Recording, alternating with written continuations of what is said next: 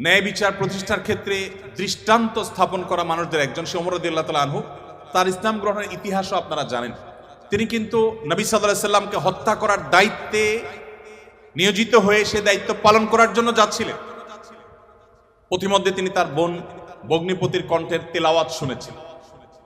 এই ঘটনা বিভিন্ন ভাবে বর্ণিত হয়েছে, আপনারা জানেন। সেই তেলাওয়াত তাকে এতটা প্রভাবিত করেছে যে তিনি হত্যার পরিবর্তে বরং মুহাম্মদ সাল্লাল্লাহু আলাইহি সাল্লামের কাছে হাত দিয়ে তার হাতে ইসলাম গ্রহণ করেছেন। তার মানে কোরআন সামান্য একটু শোনার পর তার ভিতরে এরকম প্রভাব পড়েছে। আপনাদেরকে আরেকটা গল্প শোনাতে চাই। তুফাইল ইবনে আমর আদ-দুসি একজন বড় মাপের কবি ছিলেন ইয়েমেনের। শুধু বড় মাপের নয়, আমরা জাতীয় কবি বলি, তখনকার জাতীয় কবির কালচারই ভাবে ছিল না। যদি থাকতো হয়তো তিনি ইয়েমেনের জাতীয় কবি থাকতেন তখনকার।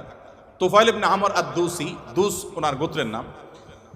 উনি যেহেতু বড় সাহিত্যিক এবং কবি ছিলেন এবং সেই সময়ে কবি সাহিত্যিকদের